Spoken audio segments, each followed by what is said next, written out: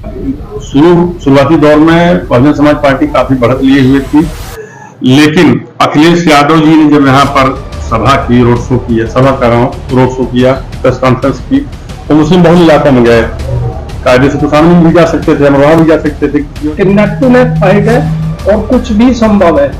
ये संभावनाएं हमारी इस बात पर निर्भर करेंगी कि समाजवादी पार्टी देखिए, आज अली रहमान बिल्कुल पढ़े लिखे अलीगढ़ विश्वविद्यालय से बहुत सॉफ्ट नेता भी है और वो पिछड़ी बिरादरी से आते हैं, कुरैशी समाज से, तो उनका मौल ही बहुत है, लेकिन पूरे चुनाव में कहीं नहीं दिखाई दिया, कोई बयान नहीं दिया, तो उनके समाज के लोग इस चीज को समझ रहे हैं। से मना कर चुके थे, लेकिन ऐन वक्त पर जब उन्हें लगा कि नहीं, हमको तो चुनाव लड़ना चाहिए, कम से कम कुछ फायदा नहीं होगा, तो एक पार्षद का जो है ना उनका लाइव आना क्या उनकी घबराहट को दर्शाता है कि क्या है? क्योंकि उन्होंने कई बार कहा कि मेरे साथ गलत हो रहा है, मेरे दामाद के ऊपर मुकदमा दर्ज कर लिया गया, मेरे लोगों के ऊपर मुकदमा दर्ज कर लिया गया और मुझे 5 लाख के मुचलके में पाबंद कर दिया गया। जब सुबह हिंदू इलाके में थे, अगर नए शहर की बात करें तो भीड़ कम थी, लोग मतदान के लिए कम आ रहे थे और जब हम उधर पहुंचे तो लंबी कतारें लगी हुई थी। इसको कैसे देखते हैं? नहीं, इमरान को जरूरत नहीं थी, इमरान यहाँ अकेले लड़ रहे थे उनकी। नमस्कार, आप सभी का स्वागत है सिटी वेब न्यूज में। यूपी नगर निकाय चुनाव का जो पहला चरण था वो पूरा हो चुका है। इस दौरान जो सबसे ज्यादा चर्चा रही वो सहारनपुर नगर सीट की रही। इसी पर चर्चा करने के लिए हमारे साथ सहारनपुर जिले के वरिष्ठ पत्रकार हैं। मेरे लेफ्ट में हैं रियाज हाशमी सर और उधर हैं रामकुमार पुंडीर जी और इधर अमरिंदर कमल जी और शिवमणि सर। तो आज चर्चा करेंगे क्या कुछ पोलिंग रही कल की। तो सर, कैसे देखते हैं आप कल की पोलिंग को? सुबह जो मतदान रहा वो 9 बजे तक 11% रहा, बहुत स्लो चलता रहा शुरुआत में, तो कैसे देखते हैं इसको? नहीं, मतदान प्रतिशत मैं समझता हूँ कि संतोषजनक रहा है। हालांकि अपेक्षाकृत वो कम रहा है, जितना सहारनपुर में अमूमन मतदान होता है उससे वो कम रहा है, लेकिन ऐसा नहीं है कि वो उससे हम लोग जो है ना निराश हो जाएं। 55.8% शायद मतदान रहा है। हो सकता है प्रशासन अंतिम जो आंकड़ा जारी करे उसमें थोड़ा बहुत ये ऊपर नीचे हो जाए, लेकिन ये अपने आप में एक बेहतर मतदान प्रतिशत है, तो इसे लेकर के किसी को निराश होने की जरूरत नहीं है। पिछले निकाय चुनाव की बात करें तो जो नगर की सीट का मतदान हुआ है वो कहीं ना कहीं 3-4% कम रहा, तो उसको कैसे देखते हैं? क्या कुछ कमी रही और लोगों ने क्यों इतना महत्व नहीं दिया उसको? नहीं, मतदान प्रतिशत अगर कम रहता है तो उसमें 2 चीजें हमें देखनी पड़ती हैं। क्या लोग वोट डालने निकले? लोग वोट डालने निकले हैं। इस तरह के आरोप सामने आए कि लोगों को वोट डालने नहीं दिया गया। पहली बार कुछ गंभीर तरह की शिकायतें भी सामने आई हैं। दूसरा ये होता है कि कहीं ना कहीं मतदान में रुकावट, तो वो एक प्रशासनिक फेलियर के तौर पर देखा जाता है। मतदान का निष्पक्ष होना, मतदान का निर्विघ्न होना और मतदान का पारदर्शी होना, ये चुनाव आयोग के स्पष्ट निर्देश हैं और एक स्वस्थ लोकतंत्र के लिए भी एक अच्छा संदेश होते हैं।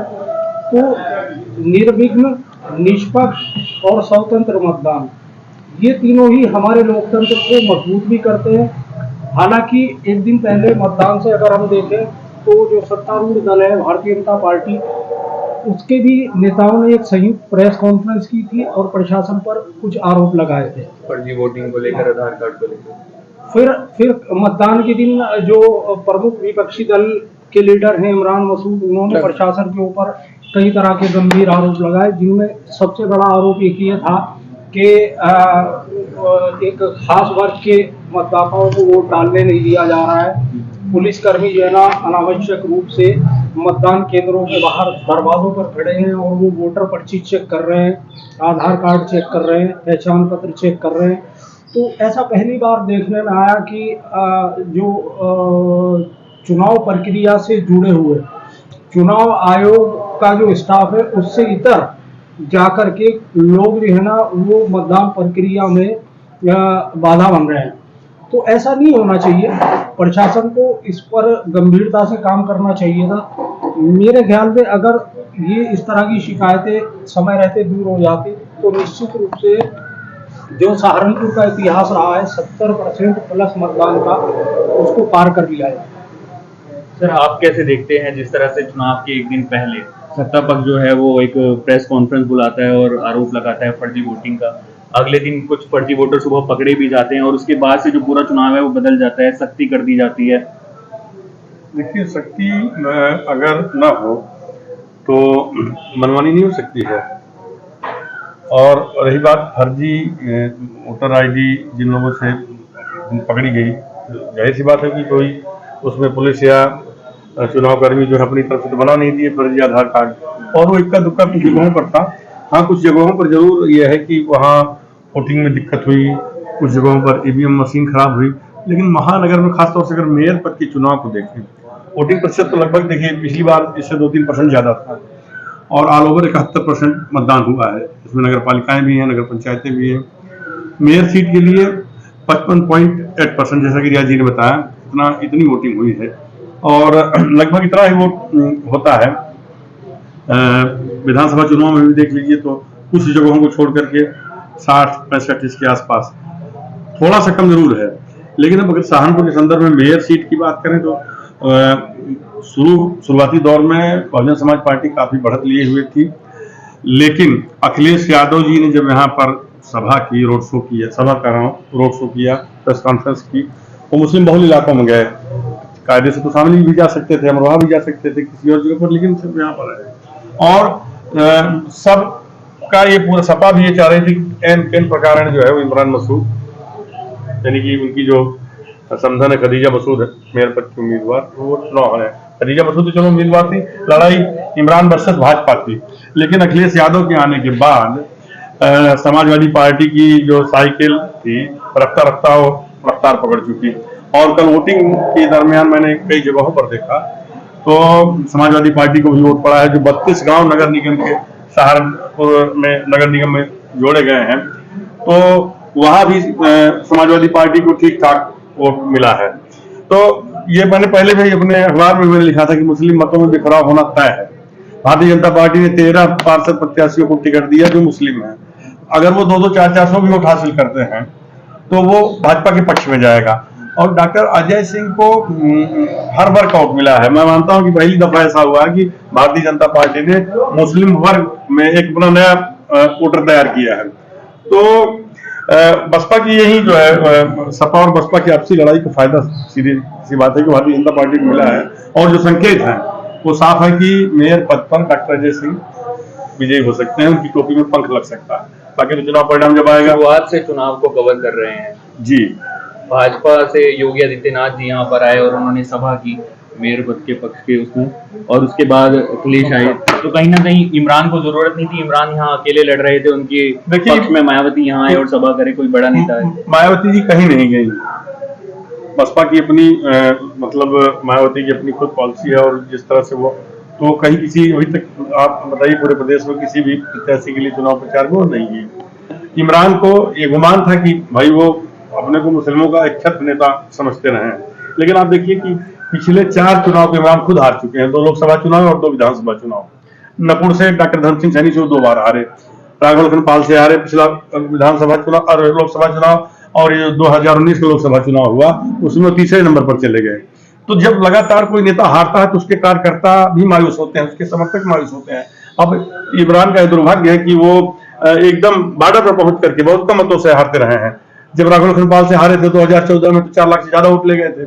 उस समय चुनाव हिंदू मुस्लिम हो गया था और इमरान पूरा राष्ट्रीय सुर्खियों में रहे क्योंकि उन्होंने मोदी के लिए वोटी वोटी वाला बयान दिया था। तो जब इमरान आते हैं तो हिंदू मतों का ध्रुवीकरण अपने आप हो जाता है और भारतीय जनता पार्टी की विजय का यही कारण है। इमरान की जगह या उनके परिवार से की जगह कोई और बसपा प्रत्याशी होता तो हो सकता है कुछ और स्थिति होती। और एक बहुत महत्वपूर्ण बात यह है कि आसू मलिक जिनको लोग बता रहे हैं जो बाहर से आए हैं, ऐसा नहीं, आसू मलिक बहुत साथी राजनीतिज्ञ हैं, वो बहुत धीरे धीरे चल रहे हैं। और सहारनपुर में पिछड़े मुसलमानों का खासतौर से तेली बिरादरी, गाड़ा बिरादरी, उसकी रहनुमाई का जो चेहरा है वो आसू मलिक बन रहे हैं और भविष्य में उनमें बड़ी सारी संभावनाएं हैं सहारनपुर की सियासत में, जिस पर अभी तक वर्चस्व रहा है काजी खानदान का। तो काजी खानदान का जो एक पूरा किला था वो रह रह करके ढहते ढहते बिल्कुल, अगर ये चुनाव इमरान हार जाते हैं तो उनके लिए उनका जो मुस्तकबिल है सियासी सफर है वो बड़ा रफ्तीला होगा। क्योंकि बसपा में ही देखिए इमरान को लेकर के बसपा सांसद हाजी फजल रहमान है और इमरान ने जब ज्वाइन की पार्टी बहुजन समाज पार्टी तब भी वो नहीं आए। जो प्रेस कॉन्फ्रेंस की थी उन्होंने होटल राजमहल में, इसके बाद जो भी कार्यक्रम हुआ किसी भी मंच पर हाजी फजल रहमान और इमरान मसूद साथ नहीं दिखाई दिए। दोनों में 36 का आंकड़ा है। जो ढोली काल में भाजपा की जनसभा हुई, भाजपा प्रत्याशी डॉक्टर अजय सिंह का वहां भरपूर स्वागत हुआ। आप क्या मानते हैं, इसके पीछे कोई रणनीति नहीं है? तो इमरान को कमजोर करने के लिए उनकी पार्टी में तमाम लोग बैठे हैं। पूर्व विधायक जो 2 बार के विधायक रहे बसपा में, जिनकी बहुत चलती थी, रविंद्र मोलू को दरकिनार कर दिया गया, क्योंकि बसपा में जो दलित नेता यहाँ पर है और रविंद्र मोलू, इन दोनों में भी 36 का आंकड़ा है। और नरेश गौतम जी हैं और लोग हैं। तो इस कलह का भी कहीं न कहीं भारतीय जनता पार्टी को फायदा मिला है। और देखिए, इन सारे प्रत्याशियों में डॉक्टर अजय सिंह बिल्कुल वेल क्वालिफाइड और शहर के नामी डॉक्टर हैं। उनका हर वर्ग में व्यक्तिगत तौर पर उनके चाहने वाले लोग हैं। मैंने मुसलमानों में देखा तो जो लोग इससे हट करके कि भारतीय जनता पार्टी के प्रत्याशी हैं, जैसा कि होता है आमतौर पर कि मुसलमान बीजेपी वोट नहीं करेगा, उनके व्यक्तिगत ताल्लुक का भी भारतीय जनता पार्टी को लाभ मिलना तय है।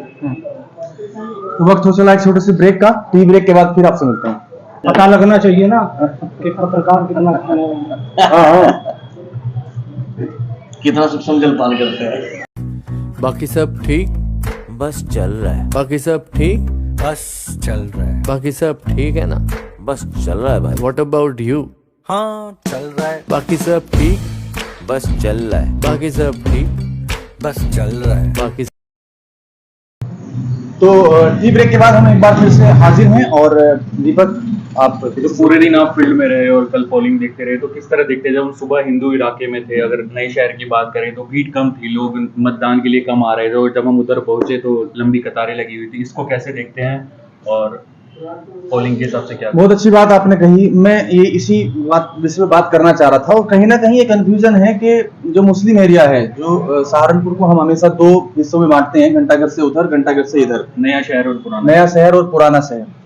तो ये लगा लोगों को, और इमरान मसूद कई बार लाइव आए और उन्होंने कहा कि हमारे लोगों को, उन्होंने एक दिन पहले भी आशंका जताई थी भाजपा की प्रेस कॉन्फ्रेंस के बाद। उन्होंने कहा था कि मैं जीत रहा हूं, अगर मेरे लोगों को वोट डालने दिया गया तो, और मुझे ऐसी आशंका है कि मेरे लोगों को वोट डालने नहीं दिया जाएगा, उन्हें रोका जाएगा, ये आशंका जताई थी इमरान मसूद ने।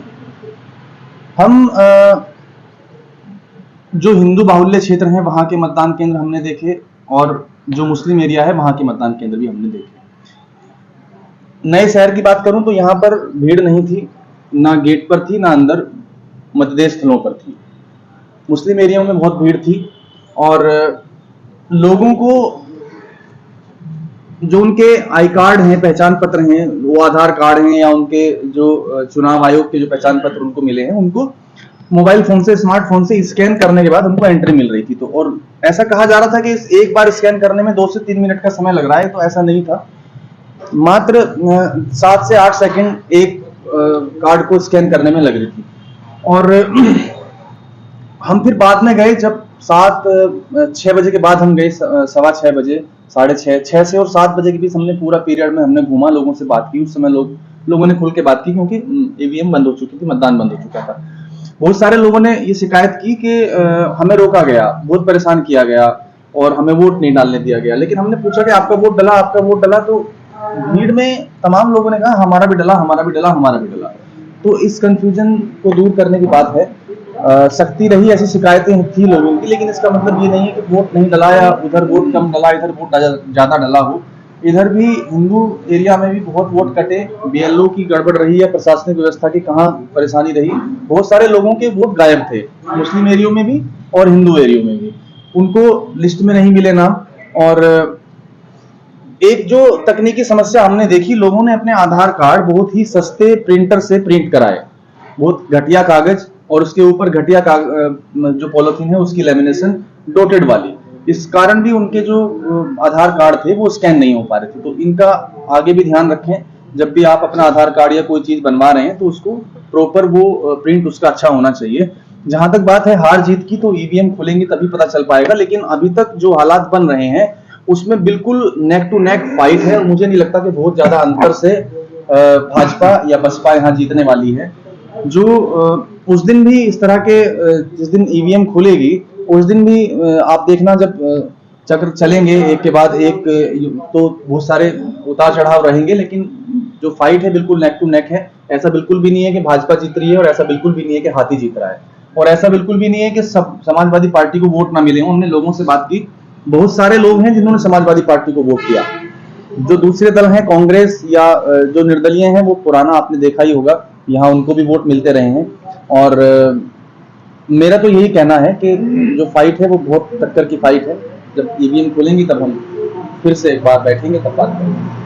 सर, आप भी शुरू से नजर बनाए हुए हैं चुनाव पर, किस तरह से देखते हैं? कल इमरान मसूद लाइव आए और कहा कि लोकतंत्र की हत्या हो रही है, मेरे लोगों को वोट नहीं डालने दिया जा रहा, तो इसको किस तरीके से देखते हैं और क्या प्रभाव पड़ेगा उनके इस लाइव का इस चुनाव पर? देखिए दीपक, आपने कहा इमरान मसूद को लेकर, इमरान मसूद ने जब से चुनाव शुरू हुआ तब से वो कई बार लाइव आए। तो उनका लाइव आना क्या उनकी बौखलाहट को दर्शाता है कि क्या है? क्योंकि उन्होंने कई बार कहा कि मेरे साथ गलत हो रहा है, मेरे दामाद के ऊपर मुकदमा दर्ज कर लिया गया, मेरे लोगों के ऊपर मुकदमा दर्ज कर लिया गया और मुझे 5 लाख के मुचलके में पाबंद कर दिया गया। तो उनकी बौखलाहट तो खैर शुरू से उनको क्या महसूस हो रहा था क्या नहीं, क्योंकि आप भी जानते हैं कि क्योंकि इमरान मसूद जो है समाजवादी पार्टी से बहुजन समाज पार्टी में आए थे, क्योंकि समाजवादी पार्टी में उनकी दाल नहीं गिरती। बहुजन समाज पार्टी में आके उनको लगा कि शायद दलित और मुस्लिम का गठजोड़ बनाकर और फतेह हासिल कर ली जाए।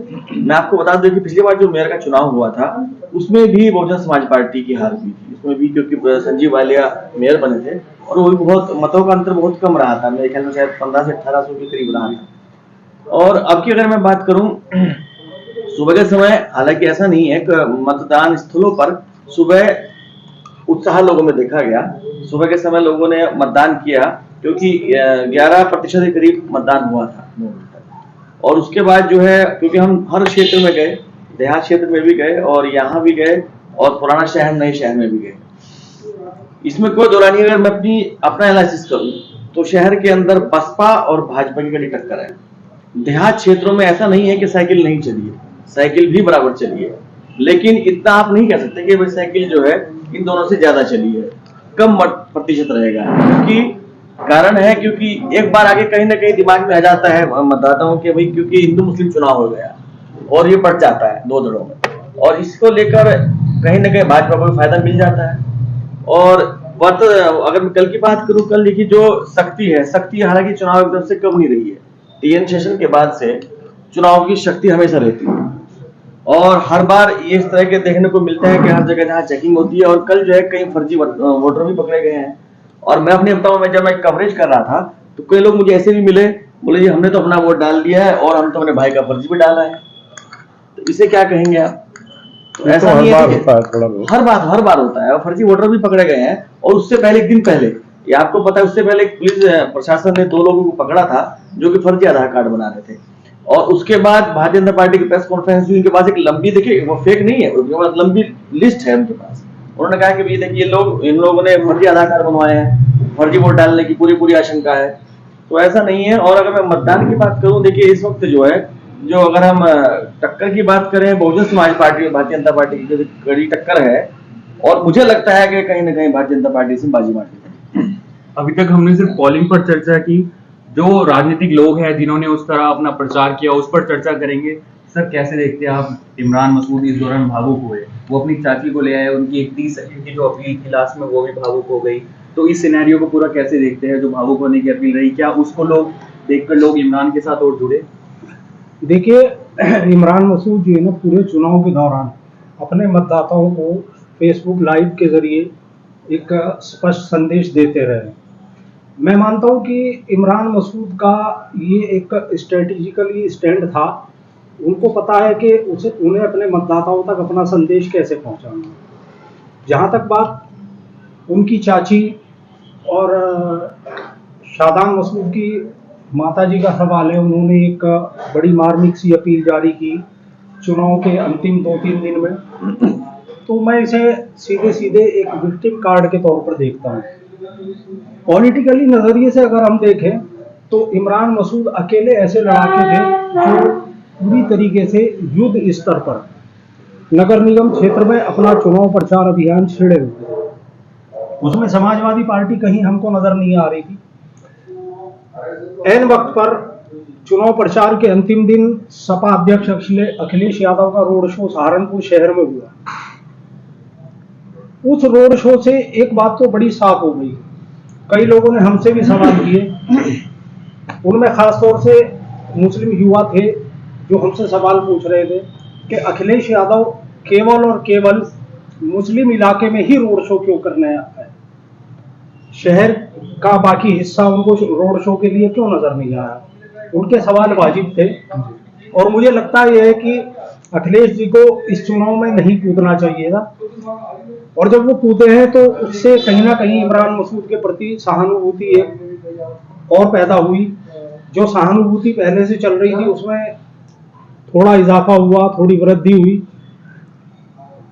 अब अगर हम, जैसा अमरिंदर भाई और शिवमणि भाई ने बताया कि एक तरफ मतदान केंद्रों पर भीड़ थी और दूसरी तरफ मतदान केंद्र सूने पड़े हुए, मैं इन दोनों ही स्थितियों को, परिस्थितियों को दो अलग अलग नजरियों से देखता हूँ।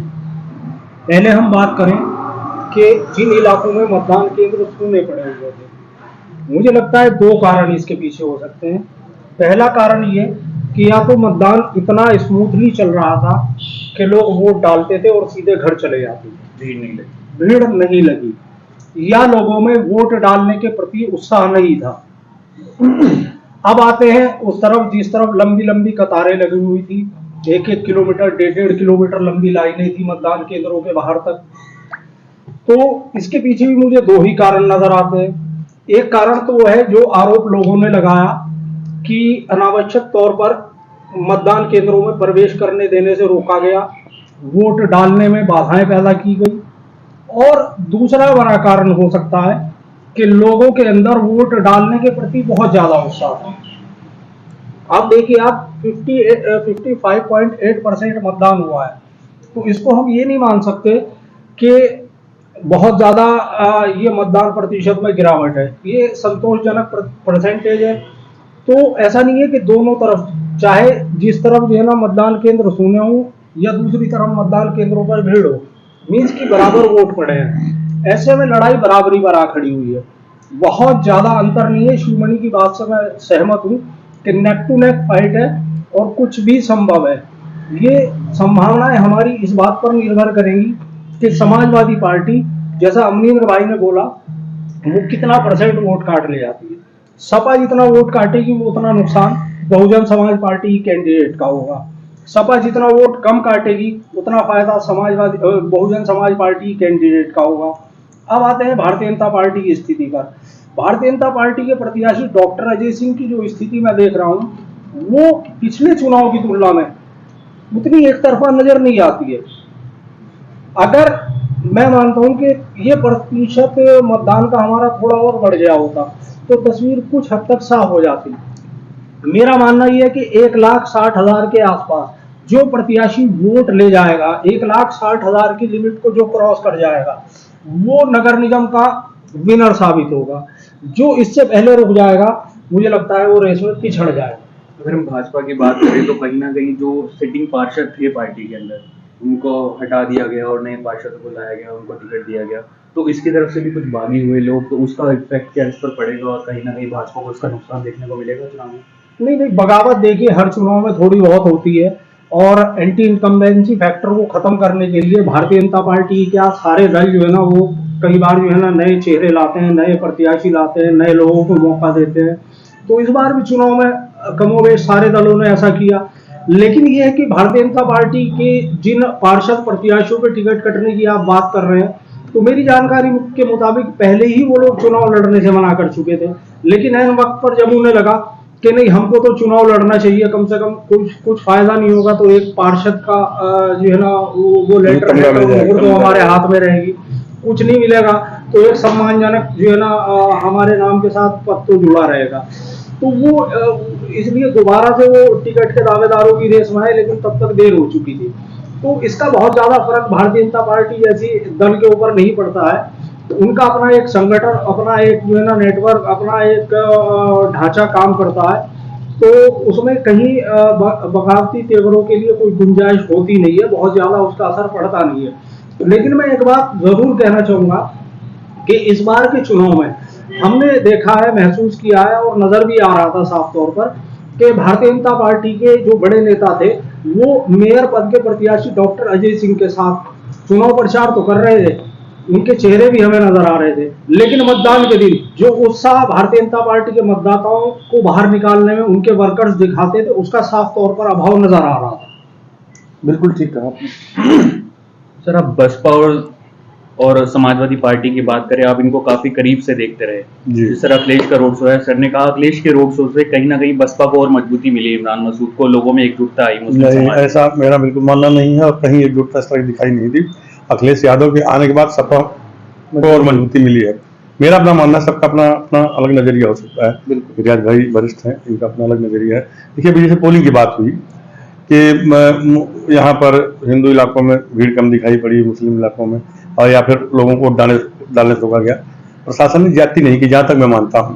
अगर प्रशासन ने ज्यादती की होती तो यहाँ उपद्रव हो जाता। जैसा कि आप देखिए अमरोहा गजरौला में हुआ, पथराव, दो दल के लोग आपस में ही भिड़ गए।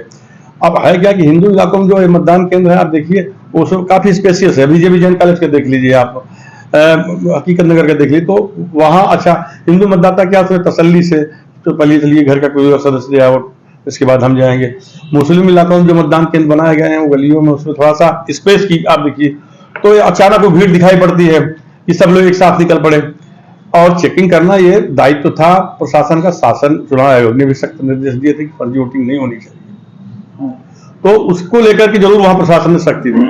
अब जैसे कि इमरान का पहले शासन का जता रहे थे, दरअसल मुझे जो लगता है कि इमरान को लगा कि यार चुनाव जो है फिसल रहा है हमारे हाथ से, तो ये इस तरह की चीजें कहिए कि हमें वोट नहीं डालने दिया जा रहा है। कुमारी मायावती के सामने जब जवाब होगी तो हम अपना तर्क रख सकते हैं, ये हो सकता है। लेकिन ऐसा कुछ नहीं कि मुस्लिमों को वोट नहीं डालने दिया गया, फर्जी वोटिंग वो की गई। दूसरी चीज है कि जैसा कि मैंने अभी बताया कि समाजवादी पार्टी में आसू मलिक जो है बहुत धीमी गति से चल रहे हैं और एक वो अपना नया समर्थक वर्ग तैयार कर रहे हैं, खासतौर से जो पिछड़े मुस्लिम हैं उनका वो चेहरा बन रहे हैं। ये आप बात नोट कर लीजिए अगले और चुनाव में, और समाजवादी पार्टी में उनकी चलती है। सबसे बड़ी देखिए सबसे बड़ी डिमेरिट इमरान मसूद की। इमरान मसूद का दवर नेता है, मैं मानता हूं।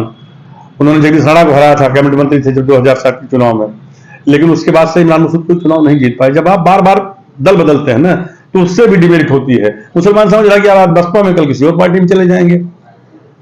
वो कांग्रेस में थे, जैसे 2012 के चुनाव मुझे याद है, बगावत किया इन लोगों ने, वरना उस बार इमरान जीतते और कैबिनेट मंत्री होते। दूसरे दल में गए, फिर उसमें आए, इसके बाद कांग्रेस में चले गए, फिर सपा में आए। जब इन्होंने सपा ज्वाइन की पिछले विधानसभा चुनाव में, इनको तरजीह नहीं मिली, उसी समय इनको लग गया होगा, लेकिन मजबूरी थी, शामिल हो गए थे, तो इन्हें टिकट भी नहीं मिला और आगे मंजू को केवल जिला अध्यक्ष बना दिया। तो अखिलेश यादव मुझे लगता है कि इनको आसू मलिक से तो काफी इनकी वहां मेरिट डाउन है। और पश्चिमी उत्तर प्रदेश में आसू मलिक समाजवादी पार्टी के राष्ट्रीय अध्यक्ष अखिलेश यादव के बहुत करीबी, और जो नया मुस्लिमों का चेहरा तैयार हुआ है उनकी, मतलब एक तो मुलायम सिंह जी के समय के मुस्लिम लीडर्स थे, तो उसमें आजम खान से लेकर तमाम सारे नाम गिनाए जा सकते हैं। अब जो नई पीढ़ी के मुसलमान हैं, अखिलेश यादव की समवयस्क उनकी उम्र के, उसमें उमर अली, आसू मलिक, इस तरह के लोग हैं, और वहां इमरान नहीं कर सकते थे।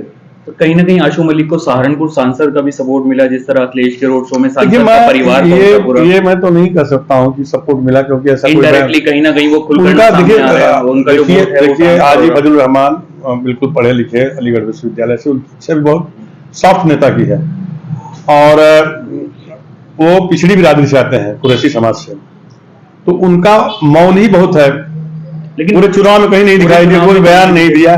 तो उनके समाज के लोग इस चीज को समझ रहे हैं, और मुसलमानों में अगले पिछड़े की लड़ाई शुरू हो गई है सहारनपुर में।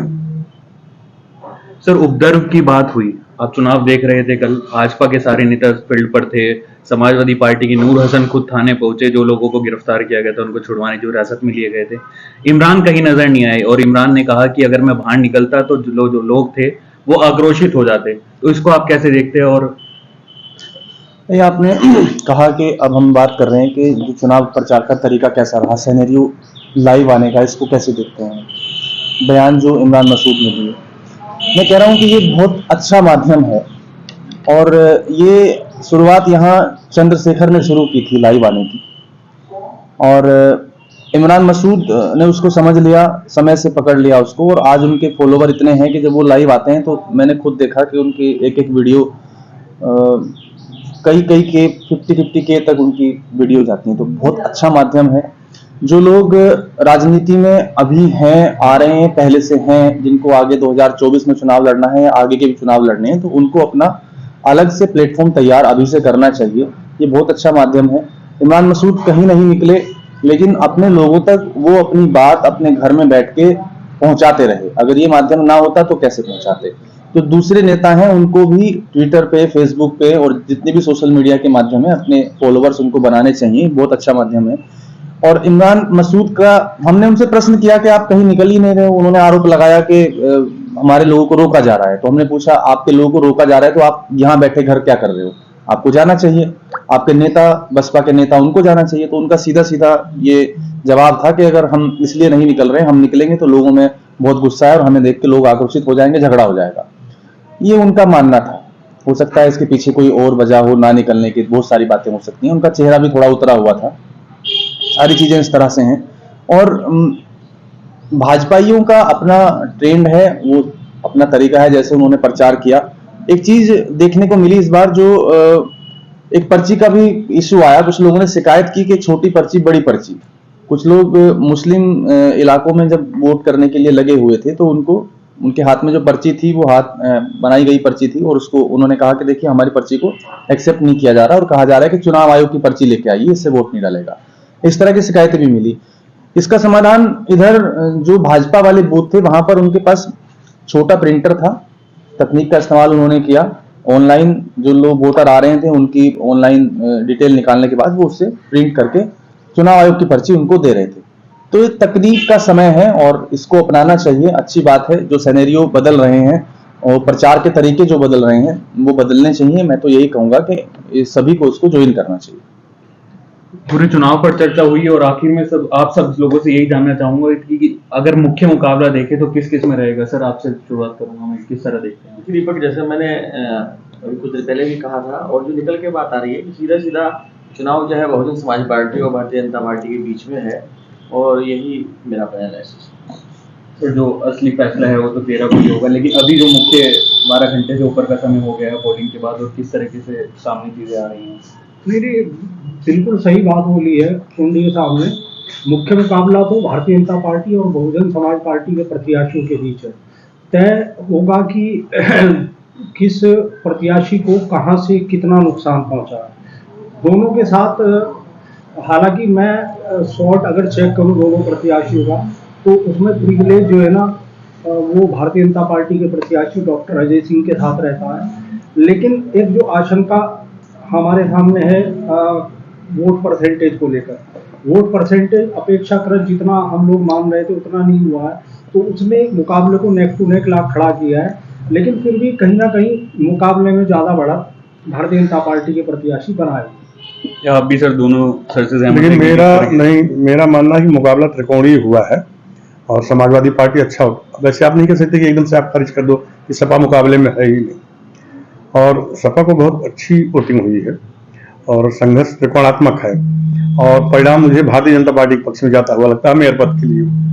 बाकी तो ईवीएम खुलने के बाद पता चलेगा, लेकिन अभी लब्बुल हुआ जो मेरा अपना आकलन है, संघर्ष त्रिकोणात्मक है और समाजवादी पार्टी 25,000 से ज्यादा वोट हासिल करेगी।